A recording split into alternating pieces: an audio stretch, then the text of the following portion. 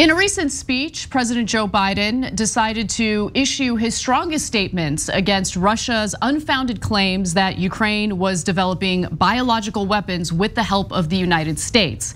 But in addition to saying that in his speech, he also mentioned something that had already been floated by other administration officials, a real concern about what Russians can do next now that Putin is backed into a corner. Let's watch.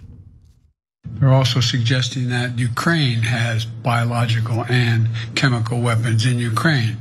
That's a clear sign he's considering using both of those. He's already used chemical weapons in the past, and we should be careful what's about to come. He knows there'll be severe consequences because of the united NATO front. Now, this is the first time that Biden has stated plainly that he's concerned about Vladimir Putin using chemical weapons. I think that it is a legitimate concern, considering the fact that Putin helped to cover up the chemical weapons attacks that Bashar al-Assad was doing against his own people in Syria. But I also want to talk a little bit about why Putin might feel compelled to use nuclear weapons. BBC did some coverage of this, and I thought this portion of their coverage was really telling. Let's watch. As the buildings fall and the rubble rises, the besieged population is moving underground, out of reach of conventional bombs and bullets. No amount of conventional hardware will have an impact. People can hide amongst the rubble. Ukrainian military can hide there, jump out with their anti-tank weapons and kill the vulnerable tanks. But if you use chemical weapons, that's not stopped by concrete walls and stuff. It seeps underground and kills people underground, and I contest it. And that's certainly an interesting explanation as to why Putin would feel compelled to use chemical weapons. And again, I don't put it, I don't consider the use of chemical weapons for Putin to be some sort of hands-off thing, like there's no way he would do it. I mean, he has proven himself to be someone who's willing to put the lives of his own troops at risk. They have targeted, nuclear power plants in Ukraine, knowing full well the damage that would do, not just to Ukraine, but surrounding countries as well. So I don't put that as something that would be beyond what he'd be willing to do. But the question is, what should the United States do? Lindsey Graham has an interesting answer to that. Before we get to it though, Cenk. Yeah, so he's gonna argue for overreaction, and that's why this is such a difficult question. But in terms of Russia, look, this is Putin's playbook, so context matters. If he'd never done this before, you'd say, well, I don't, it's a little bit harder to tell, but he has a very clear pattern. And same exact thing he did in Syria, where he says, oh, the other side might have chemical weapons. Then he dropped chemical weapons. In that case, it was crystal clear. He dropped them from the sky.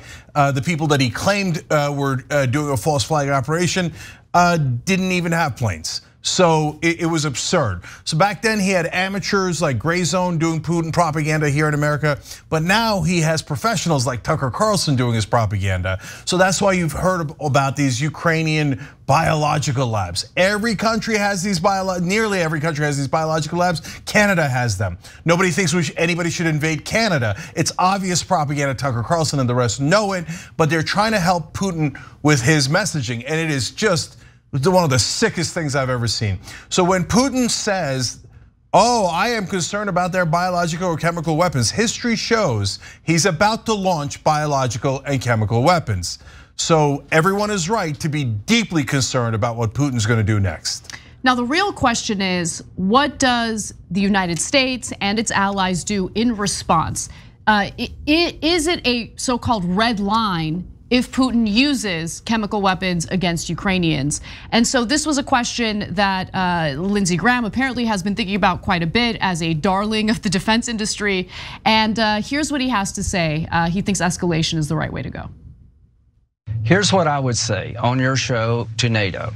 If there's a chemical weapons attack by the Russian military against the Ukrainian people, we should impose a no-fly zone immediately, because that's breaking all the rules that we've established since World War II. If Putin explodes a nuclear weapon inside of Ukraine, the radiation will affect most of Europe. We should consider that attack on NATO itself. Now, Cenk, it's fascinating because he's saying chemical weapons is the red line, we should implement a no-fly zone. But then he talks about the threat of nuclear war and doesn't really connect the dots. How, essentially engaging directly with Russia, getting the United States troops and its allies to engage directly with Russia in that war would escalate a possible nuclear war. Yeah, so guys, this is the one time where I think maybe Trump is better than some people, right? And so anyone who watches TRT knows I despise Donald Trump. I think he's a monster. I think he might end our democracy. How could you be worse? The only thing worse is someone who's taking a chance with killing all of us. So those are the neocons. There isn't any war disastrous enough or deadly enough or risky enough. So if Putin uses chemical or biological weapons on Ukraine, it is a war crime of extraordinary proportions, which, by the way, he already did in Syria, except no one cared because of the different context, right? So that's the kind of monster Putin is. But we should not return it in kind. You start a war with Russia. They obviously have no qualms using chemical and biological weapons. Now they're hinting at nuclear weapons. Not even hinting. The spokesperson for Vladimir Putin was asked by Christine Amanpour several times, multiple times, are you guys willing to use nuclear weapons, or is that off the table? And he would not take it off the table. They are threatening nuclear war. So anybody who's watched this show over the last couple of weeks knows we love the Ukrainians and their strong stand. We're 100% against the war of aggression that Putin launched. Having said that, having everyone on the planet die isn't gonna help anybody, okay? So we've coined a phrase here, it's called mining the meteor. It's a reference to the movie Don't Look Up. So the Lindsey Grahams of the world, you think he cares about the Ukrainians like we do? No, he's just trying to start a war. Again, context matters. We told you about Putin's pattern. Lindsey Graham's pattern is war. Why? Because he gets paid by defense contractors. He's one of the sickest people on the planet. But the reason we talk about mining the meteor, if you saw Don't Look Up, is because, you can make a lot of money from defense contractors, Lindsey Graham, and they could make billions in a war. It's true. They made billions on top of billions in Iraq. And nearly 1 million civilians died in Iraq. Well, of course Lindsey Graham doesn't care about that. He's one of the most vile creatures on the planet.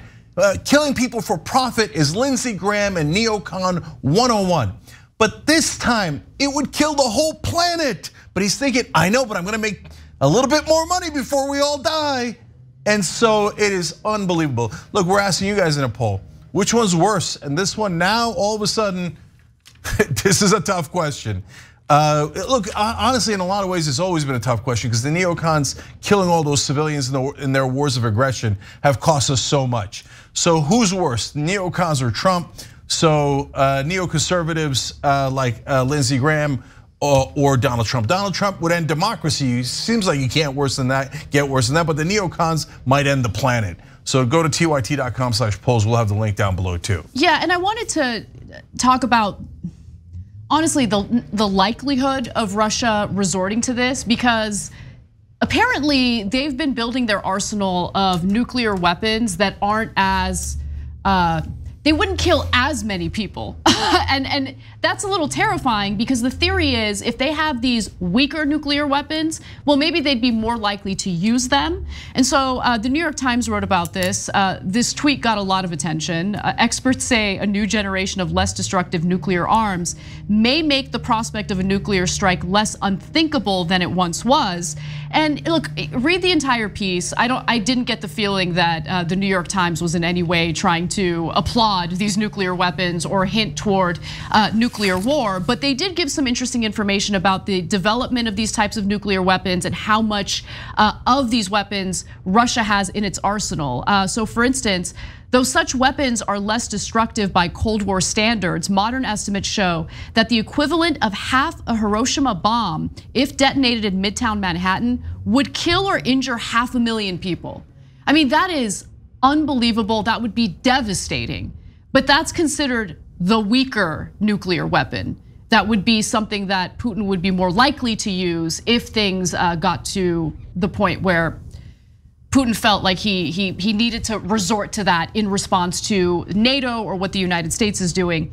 The New York Times also writes, no arms control treaties regulate the lesser warheads, known sometimes as tactical or non-strategic nuclear weapons. So the nuclear superpowers make and deploy as many as they want. Russia has perhaps 2,000, according to Hans Christensen, director of the Nuclear Information Project at the Federation of American Scientists. The United States has roughly 100 in Europe, a number limited by domestic policy disputes and the political complexities of basing in Europe a number of basing them in among NATO allies. Europeans obviously don't want to have all these nuclear weapons in their countries. I want to say for good reason, but honestly, Cenk, at this point, that theory of nuclear deterrence makes a lot of sense. I mean, it's working right now on behalf of Vladimir Putin and Russia. Yeah, no, unfortunately, it's totally true. But we're all playing with fire. So for the moment being, it's true. And if you're Ukraine and you gave up your nuclear weapons in the 1990s based on what now appears to be complete BS safety assurances, you're really regretting that. And so we've seen non-nuclear countries like Iraq get wiped off the face of the earth. And then if you're a nuclear country, you're untouchable. So, I mean, we can give 100 examples. Well, we can actually give about 10 examples. Those are the nuclear countries. And so it creates an incentive to go nuclear, not to use the nukes, but to build the nukes. But I hate that incentive because at some point you're gonna get a madman who's gonna launch them. It's just a matter of time if it keeps getting spread out across the country. And right now, I mean, there's a certain percentage chance that we're already at that madman. I hope to God it isn't Vladimir Putin, but this talk of using nukes and keeping that option on the table is about as scary a moment as we have had in our lifetimes.